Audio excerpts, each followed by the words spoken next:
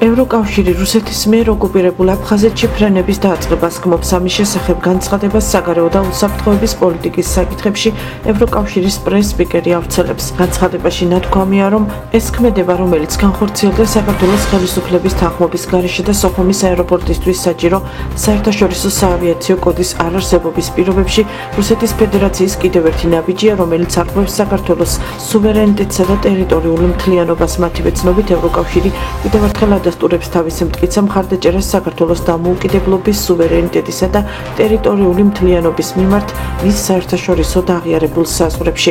ცნობისთვის, რუსეთიდან ოკუპირებული აფხაზეთის მიმართულებით ფრენები 1 მაისს გაახორციელდა. აი მე ხო სამართალ დამხვევი ვარ.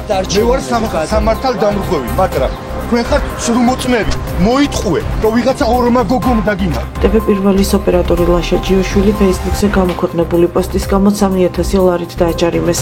ჯიოშვილს ადმინისტრაციულ სამართალდარღვევათა კოდექსის 173 მუხლის მეორე ნაწილით გათვალისწინებული დანაშაულის ჩადენას ედავებოდნენ, რაც სამართალდამცავი ორგანოების თანამშრომლის სიტყვიერ შეურაცხყოფას გულისხმობს. ჯიოშვილის თანახმად, მან პოლიციელი საგზაო წესების დარღვევაში ამხილა.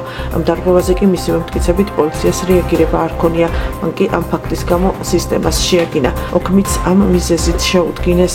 დავით პაპუაშვილი ვერ მიიღებდა სამართლიან გადაწყვეტილებას, იმიტომ რომ დღეს პოლიციაც, სასამართლოც, პროკურატურაც და ყველა სახელმწიფო ორგანო არის ერთი ბატონის ხელში, ესენი არიან მონები.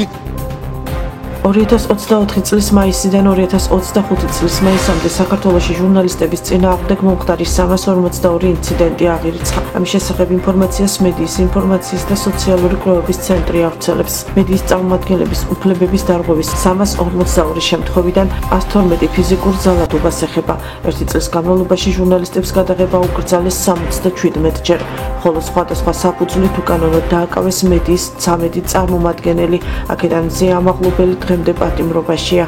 პროევროპული პროტესტის გაშუქების პროცესში გზის გადაკეტვის საფუძვლით პროფესიული მოვალეობის შესრულებისას ჟურნალისტების დაჯარიმების 34 შემთხვევა აღირიცხა. აქედან 2024 წლის 28 ნოემბრიდან დღემდე სხვადასხვა ტიპის რეპრესიების სამიზნე გახდა მედიის 193 წარმომადგენელი. ობიექტური მიზანი კი არ ამოძრავებს ოცნებას, რომ იმ პრობლემაზე, რასაც ქვია და იმ სიკეთეზე, რასაც შვიდობა ქვია, ამაზე ობიექტურად კი არ უნდა რომ ასე საუბროთ. არამედ უნდა რომ შიშები დათესოს იმ სიტყვის ხშირად გამეორებით, ხო, მithomet ეს ამ რეგიონში რა ძალიან კარგად ესმით, ხო? ომი რომ ქვია. როგორ მუშაობს რუსული პროპაგანდა საქართველოში და რა ნაბიჯებია გადასადგმელი მის დასაძლევად? ამ საკითხებზე ისაუბრა საქართველოს რეფორმების ასოციაციის ხელმძღვანელმა პაატა გაფრინდაშვილმა გადაცემაში ალგორითმი. მან იმ გამოწვევებზე გაამახვილა ყურადღება, რომლის წინაშეც დღეს ქვეყანა დგას.